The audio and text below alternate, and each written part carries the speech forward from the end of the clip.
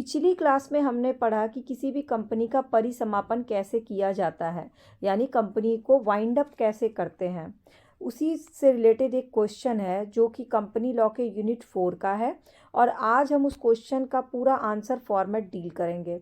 Hello students, welcome back to my class. और company law की आज की क्लास है यूनिट 4 की। पहले आप क्वेश्चन को सुन लीजिए, उसके बाद धाराएं, वाद और लीगल लैंग्वेज के साथ साथ अपनी लैंग्वेज में मैं इस आंसर को आपको बहुत अच्छे से कंसेप्ट क्लियर करूंगी और आंसर को फॉर्मेट करवाऊंगी। तो क्वेश्चन कुछ इस तरह है कि discuss the appointment powers and duties of company liquidator. Appointment मतलब परिसमापक की नियुक्ति कैसे होती है, उनकी शक्तियाँ क्या हैं, उनके कर्तव्य क्या हैं, इन सब की विवेचना करना है। तो सबसे पहले हमें समझना पड़ेगा कि ये परिसमापक होता कौन है। तो जो केंद्रीय सरकार है वो किसी भी ट्रिब्यूनल के लिए एक ऑफिशियल लिक्विडेटर की नियुक्ति करती है, यानी कि एक सरकारी परिसमापक की नियुक्ति करती है। इसी प्रकार जिला न्यायालय के लिए एक रिसीवर होता है और अन्य किसी व्यक्ति को जिसकी अधिसूचना केंद्रीय सरकार द्वारा सरकारी राजपत्र की विज्ञप्ति में दी जाएगी, उस न्यायालय का सरकारी परिसमापक नियुक्त किया जा सकता है। मतलब किसी कंपनी के परिसमापक का आदेश निकलते ही सरकारी परिसमापक उस कंपनी का परिसमापक हो जाता है। पहले आदेश निकाला जाता है, फिर उसकी नियुक्ति हो जाती है। और ये कौन करता है? ये जो है केंद्रीय सरकार द्वारा होता है किसी भी ट्रिब्यूनल के लिए। अब जब परिसमापक की नियुक्ति हो गई तो उसको शक्ति और कर्तव्य भी दिए गए होंगे, यानी ऑफिशियल जो उसको पावर्स और ड्यूटीज़ मिलती है वो है धारा 290 में कि किसी कंपनी के जो लिक्विडेटर होते हैं उनका आदेश निकलते ही केंद्रीय सरकार उनके लिए आवश्यकता अनुसार उनकी नियुक्ति करती है और कार्रवाई शुरू हो जाती है जब तो उनकी अभिरक्षा यानी कस्टडी में ऋण देनदारी की अदायगी के पश्चात जो बची हुई संपत्ति होती है वो कंपनी के अंशधारियों को उनके हित के अनुपात में वितरित कर दिया जाता है। और परिसमापक से ये उपेक्षा की जाती है कि वो अपना कार्य जो है वो निष्पक्ष रूप से करेगा, मतलब उसके जो भी काम कर रहा है वो निष्पक्ष रहेगा। इसके अंतर्गत आते हैं ऐसे अधिकार जिसके लिए लिक्विडेटर को अधिकरण की स्वीकृति लेना जरूरी होगा और ऐसे अधिकार जिनके लिए लिक्विडेटर को अधिकरण की मंजूरी लेना आवश्यक नहीं होगा। दो पार्ट होगा, एक जो उसकी स्वीकृति लेके काम करेगा, एक जो बिना स्वीकृति के काम करेगा। तो कंपनी परिसमापक के ऐसे अधिकार जिनके लिए उसे न्यायालय की अनुमति प्राप्त करना अनिवार्य धारा 290(1) में दिया गया है। अब कौन से अधिकार है जो वो बिना स्वीकृति के न्यायालय की स्वीकृति के कर नहीं सकता है? एक तो कंपनी की ओर से या उसके नाम पर न्यायालय में दीवानी या आपराधिक वाद जो है वो संस्थित करना या उसका बचाव प्रस्तुत करना। दूसरा, कंपनी के ऐसे व्यवसाय को चालू रखना जो उसके परिसमापन के लिए लाभप्रद हो। तीसरा, कंपनी की चल संपत्ति है या अचल संपत्ति। चल संपत्ति मतलब चलती फिरती संपत्ति जो पैसे के रूप में होती है। अचल संपत्ति जो फिक्स संपत्ति होती है, जैसे कि जमीन, मकान।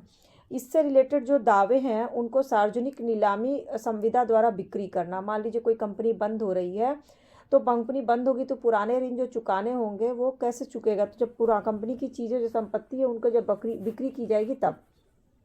तो ये कौन करता है? ये परिसमापक अधिकारी करता है। चौथा है कंपनी की संपत्ति की प्रतिभूति पर ऋण देना, कंपनी के पास जो संपत्ति है उसके बदले में, गारंटी के बदले में वो दे देना। पांचवा है कंपनी के परिसमापन तथा उसकी संपत्ति के वितरण के लिए अन्य कार्रवाई करना, वो भी वही करता है।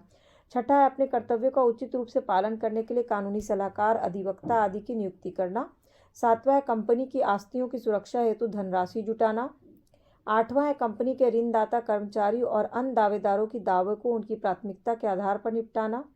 नौवां है कंपनी द्वारा रजिस्ट्रार को फाइल किए गए विभिन्न प्रपत्र, अभिलेख, विवरण आदि का निरीक्षण करना।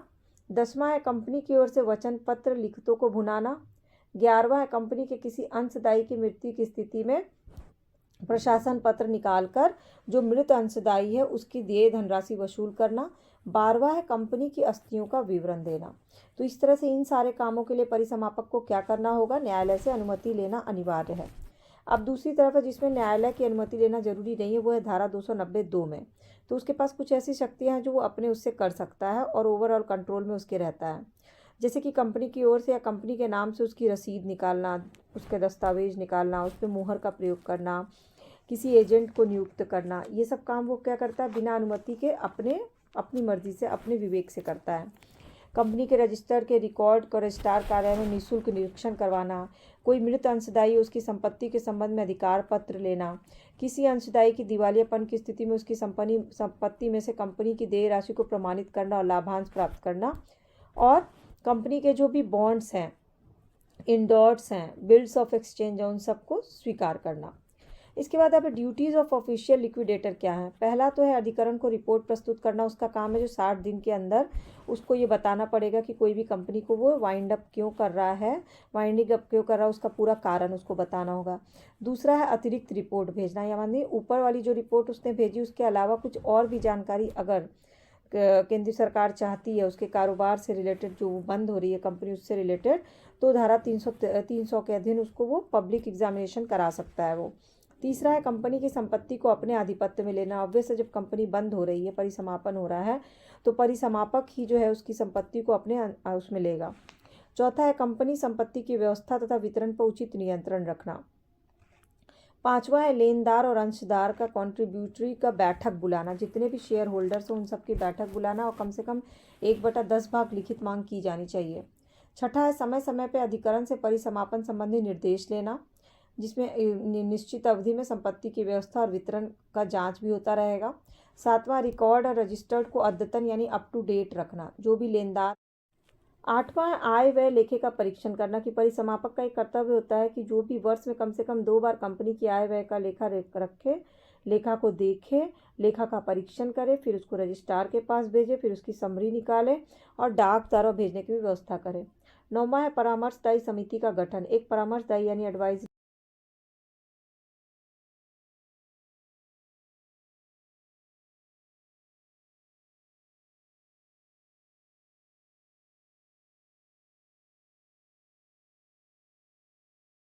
दाता या अंशधारी। 10वां है न्यायालय को लंबित परिसमापन से अवगत कराना। जो भी पेंडिंग परिसमापन है, जो कंपनीज के वित्तीय स्थिति जो है वो सब, उन सारे चीज़ों के बारे में न्यायालय को पूरा सूचना देना। 11वां है ऋणों का भुगतान को चुकते के पश्चात शेष बची राशि अंशधारियों को वितरित करना। जैसे कोई कंपनी बंद होती है लेकिन उस कंपनी ऑलरेडी बहुत ऋण में है, तभी तो कंपनी बंद हो रही होगी ना। तो कंपनी की जितनी संपत्ति उन सबको बेच बाच के सारे ऋण चुका दिए गए, लेकिन तब भी कंपनी की संपत्ति बच गई है, तो उन संपत्ति को जो शेयर होल्डर्स हैं उनमें उनके अनुपात के हिसाब से जितना उन्होंने अंश दिया हुआ उनके हिसाब से उसको बांट देना। तो इस तरह से जो ये परिसमापक होता है ना, उसका काम होता है, उसको कार्य मिले, उसको अधिकार मिले हुए हैं, जिसको पॉइंट वाइज मैंने आपको बता दिया कि कैसे सरकारी परिसमापक की नियुक्ति होती है, क्या है कंपनी परिसमापक की शक्तियाँ। एक तो होता है जो न्यायालय से अनुमति से करके अनिवार्य रूप से करता है, और एक जो होता है जो न्यायालय से अनुमति की ज़रूरत नहीं होती है। फिर क्या है परिसमापक के कर्तव्य, तो इसमें उसको रिपोर्ट प्रस्तुत करना होता है, अतिरिक्त रिपोर्ट भेजना होता है, संपत्ति पर आधिपत्य लेना होता है, संपत्ति की व्यवस्था और विवरण पर नियंत्रण रखना होता है, लेनदार और अंशदार की बैठक बुलाता है, समय समय पर परिसमापन संबंधी निर्देश देता है, रिकॉर्ड और रजिस्टर को अप टू डेट रखता है, आय का लेखा जोखा का परीक्षण करता है, परामर्शदायी समिति का गठन करता है, न्यायालय पे रह के अपडेट देता रहता है, और जो ऋण भुगतान हो जाता है उसके बाद बची हुई राशि को अंशधारियों को वितरित कर देता है। इस तरह से इसका बहुत ही इंपॉर्टेंट रोल होता है किसी भी परिसमापन या किसी भी कंपनी को वाइंडिंग अप करने में। अब आपको इसके अलावा कोई क्वेश्चन अगर कंपनी लॉ का देखना होगा तो क्वेश्चन मुझे नीचे कमेंट सेक्शन में बता दीजिएगा, ताकि मैं वो आंसर डील कर सकूँ। ये इंपॉर्टेंट क्वेश्चन था इसलिए मैंने आपको डील कर दिया। सेमेस्टर 1, सेमेस्टर 2, सेमेस्टर 3 की सारी क्लासेस चैनल के प्लेलिस्ट पे अपलोडेड है, आप चाहें तो उसको जाके ज़रूर देखिएगा। और अगर आपको मेरी क्लासेस अच्छी लगती है तो चैनल के सब्सक्राइब या फॉलो बटन को क्लिक करके बेल आइकन को प्रेस कर लीजिएगा, ताकि सारी क्लासेस की अपडेट फ्री ऑफ कॉस्ट आपको मिल जाए। ये आपको क्लासेस